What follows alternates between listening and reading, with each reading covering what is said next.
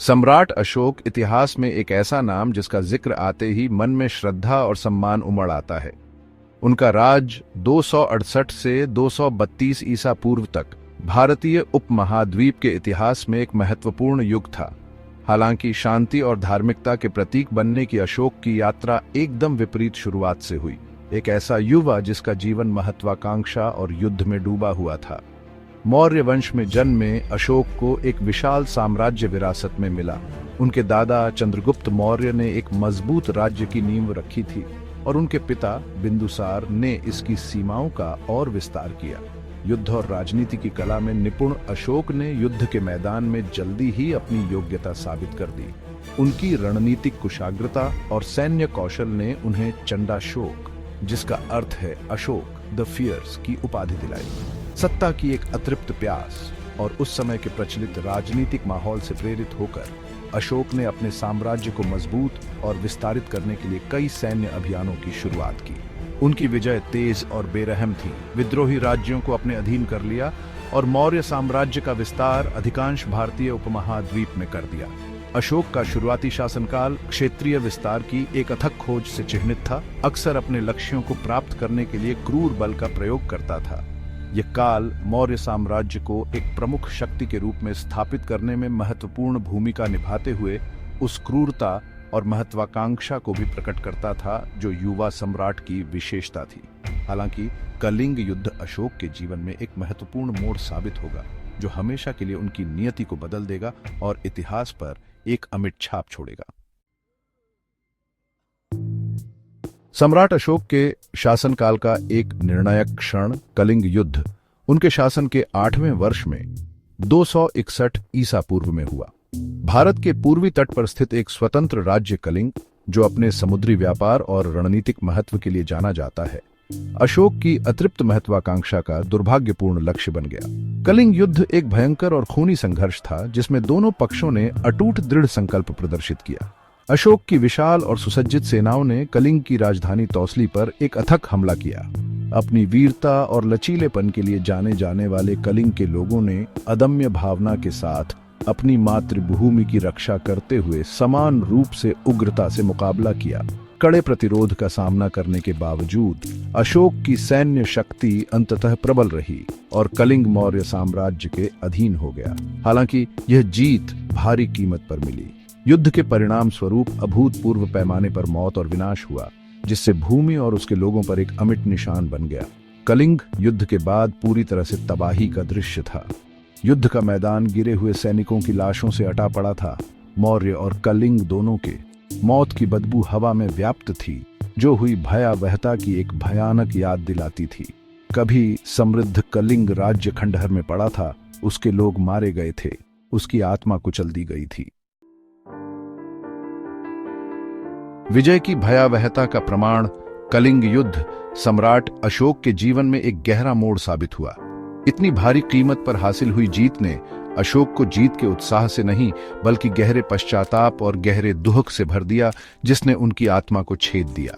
युद्ध के मैदान का दृश्य अपने और दुश्मन दोनों के गिरे हुए सैनिकों की लाशों से अटा पड़ा अशोक को उस रक्तपात के लिए गहरी घृणा से भर दिया जो उन्होंने फैलाई थी। घायलों की चीखें और अपनों को खोने वालों का विलाप उनके कानों में गूंजता रहा, जो उनके द्वारा किए गए विनाश की निरंतर याद दिलाता था। अपने द्वारा किए गए दुखों के परिमाण से अभिभूत अशोक ने एक गहरा आध्यात्मिक परिवर्तन अनुभव किया। कभी महत्वाकांक्षी विजेता अब गहरे पश्चाताप और शांति और धार्मिकता के मार्ग की लालसा से भर गया था। उन्होंने महसूस किया कि सच्ची जीत विजय और रक्तपात में नहीं बल्कि स्वयं पर विजय और सभी प्राणियों के कल्याण की खोज में है। इस परिवर्तन ने अशोक के जीवन और शासनकाल में एक महत्वपूर्ण मोड़ ला दिया। उन्होंने हिंसा का त्याग किया और अहिंसा, सहिष्णुता और करुणा के सिद्धांतों को अपनाया।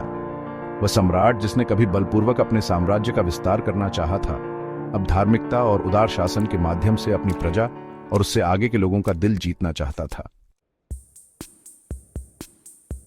अशोक के आध्यात्मिक परिवर्तन ने उन्हें गौतम बुद्ध की शिक्षाओं तक पहुंचाया, जिन्होंने सदियों पहले अहिंसा, करुणा और आध्यात्मिक ज्ञान के मार्ग का प्रचार किया था। शांति और सार्वभौमिक प्रेम का बुद्ध का संदेश अशोक के साथ गहराई से प्रतिध्वनित हुआ। जिससे उन्हें मुक्ति और न्यायपूर्ण और धार्मिक मार्ग की तलाश में सांत्वना और मार्गदर्शन मिला। बुद्ध के दर्शन के प्रति आकर्षित अशोक ने बौद्ध धर्म को न केवल एक व्यक्तिगत विश्वास के रूप में बल्कि अपने शासन के लिए एक मार्गदर्शक सिद्धांत के रूप में अपनाया। उन्होंने बुद्ध की शिक्षाओं में युद्ध के घावों को भरने और एक न्यायपूर्ण और दयालु समाज बनाने का एक तरीका पहचाना। बौद्ध धर्म के प्रभाव में अशोक ने एक नए मार्ग पर चलना शुरू किया जो शांति, अहिंसा और अपनी प्रजा के कल्याण की खोज से चिह्नित था।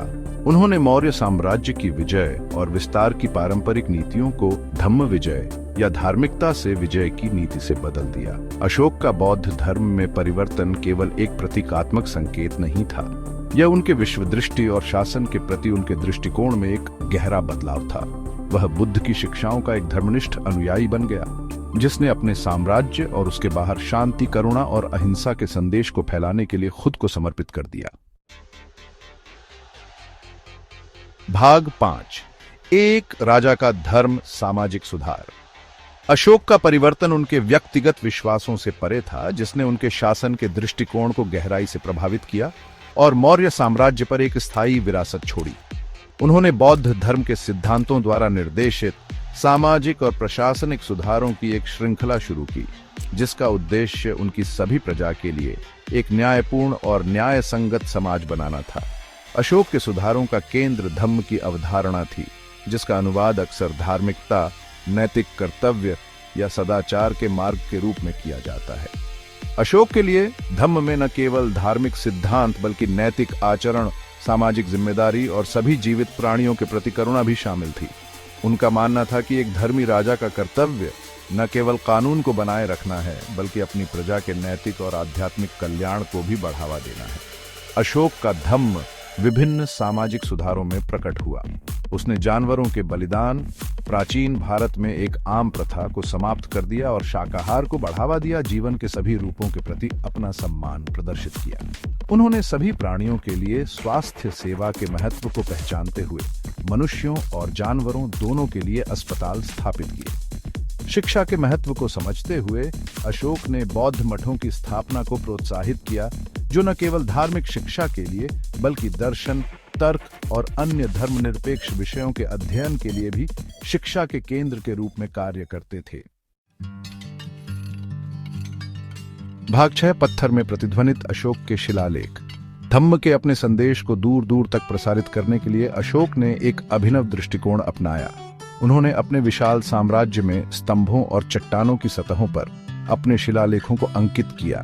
ये शिलालेख, जिन्हें अशोक के शिलालेखों के रूप में जाना जाता है, उनके शासनकाल के स्थायी प्रमाण के रूप में खड़े हैं और उनके विचारों, नीतियों और उनके समय के सामाजिक और नैतिक परिदृश्य में अमूल्य अंतर्दृष्टि प्रदान करते हैं।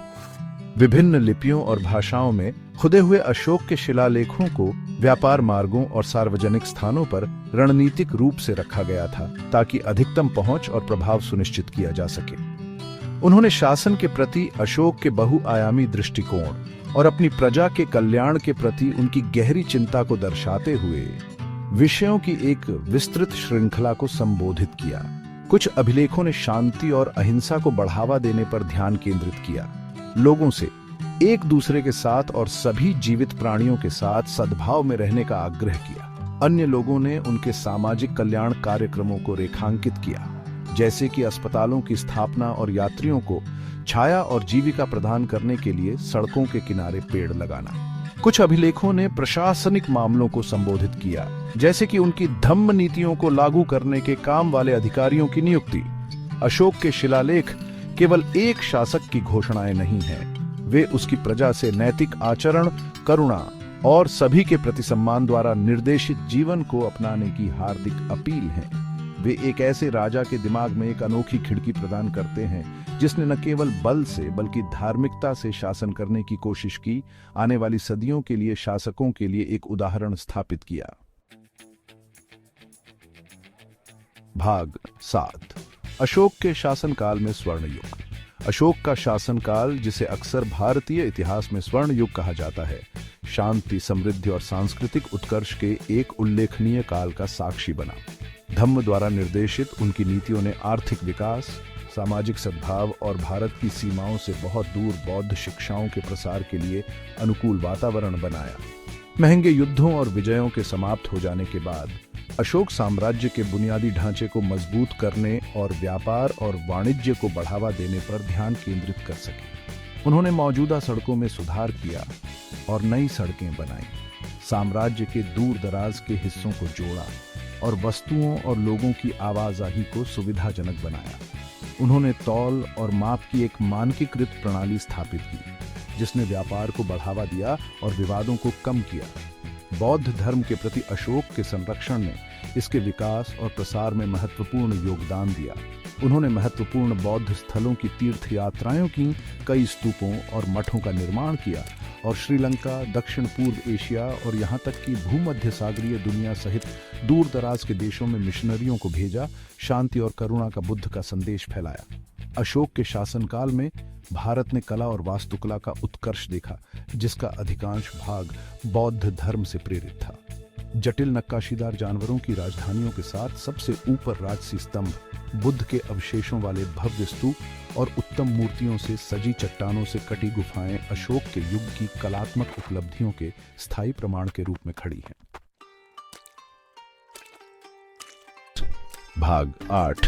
आधुनिक भारत में अशोक की विरासत। सम्राट अशोक की विरासत आधुनिक भारत में गहराई से प्रतिध्वनित होती रहती है, समय की सीमाओं को पार करती है और पीढ़ियों के लिए प्रेरणा का स्रोत बनी हुई है। शांति, अहिंसा, सामाजिक न्याय और सुशासन के उनके आदर्श समकालीन भारत में प्रासंगिकता रखते हैं, राष्ट्र के लोकाचार को आकार देते हैं और उसकी नीतियों का मार्गदर्शन करते हैं। स्वतंत्रता संग्राम से जन्मे राष्ट्र भारत ने अशोक के शांति और अहिंसा के संदेश में प्रतिध्वनि पाई। राष्ट्रपिता महात्मा गांधी ने अशोक के जीवन और शिक्षाओं से प्रेरणा ली। उनमें शांतिपूर्ण तरीकों से सामाजिक और राजनीतिक परिवर्तन प्राप्त करने के लिए एक मॉडल को पहचाना। अशोक का प्रतीक अशोक चक्र, धर्म चक्र का चित्रण भारत के राष्ट्रीय ध्वज पर एक प्रमुख स्थान रखता है, जो धार्मिकता, प्रगति और शांति की खोज के प्रति राष्ट्र की प्रतिबद्धता का प्रतीक है। सारनाथ में अशोक के स्तंभ की राजधानी से अनुकूलित 4 शेर भारतीय गणराज्य का आधिकारिक प्रतीक बन गए हैं, जो शक्ति, साहस, आत्मविश्वास और गौरव का प्रतिनिधित्व करते हैं। सामाजिक न्याय और कल्याण पर अशोक का जोर समावेशी विकास और विकास के आधुनिक भारत की खोज को प्रेरित करता रहता है। वंचितों के उत्थान और सभी के कल्याण को सुनिश्चित करने के उद्देश्य से उनकी नीतियां समकालीन भारत के सामाजिक कल्याण कार्यक्रमों और एक न्यायपूर्ण और न्याय संगत समाज बनाने की उसकी प्रतिबद्धता में प्रतिध्वनित होती है। भाग 9। स्थायी प्रतीक अशोक चक्र। सम्राट अशोक के शासनकाल और विरासत का एक स्थायी प्रतीक अशोक चक्र आधुनिक भारत में एक प्रमुख स्थान रखता है, जो राष्ट्र के ध्वज को सुशोभित करता है और उन मूल्यों की निरंतर याद दिलाता है जिनका वह प्रतिनिधित्व करता है। चक्र पहिया के लिए संस्कृत शब्द धर्म चक्र का प्रतिनिधित्व करता है, जो बौद्ध शिक्षाओं में जीवन, मृत्यु और पुनर्जन्म के चक्रीय स्वरूप और ज्ञान के पथ का प्रतीक है। आमतौर पर 24 तीलियों के साथ चित्रित अशोक चक्र केवल एक धार्मिक प्रतीक से कहीं अधिक है। यह धार्मिकता, न्याय और प्रगति के सिद्धांतों को शामिल करते हुए अशोक के धम्म के सार का प्रतीक है। प्रत्येक तीली धम्म के एक अलग पहलू का प्रतिनिधित्व करती है, जो हमें एक न्यायपूर्ण और धार्मिक जीवन के बहुआयामी स्वरूप की याद दिलाती है। भारतीय राष्ट्रीय ध्वज पर सफेद पृष्ठभूमि के विरुद्ध गहरे नीले रंग में अशोक चक्र दुनिया की चुनौतियों के बीच शांति और धार्मिकता के प्रति राष्ट्र की प्रतिबद्धता का प्रतीक है। ध्वज पर इसकी उपस्थिति भारत की प्राचीन विरासत और दुनिया में शांति, प्रगति और न्याय का प्रकाश स्तंभ बनने की उसकी आकांक्षा की निरंतर याद दिलाती है। अशोक चक्र केवल एक स्थिर प्रतीक नहीं है, यह एक न्यायपूर्ण और दयालु समाज की ओर एक गतिशील और लगातार विकसित होने वाली यात्रा का प्रतिनिधित्व करता है। यह सभी व्यक्तियों और राष्ट्रों के लिए धार्मिकता के लिए प्रयास करने, नैतिक आचरण को बनाए रखने और मानवता की बेहतरी के लिए काम करने के लिए कार्रवाई का आह्वान है।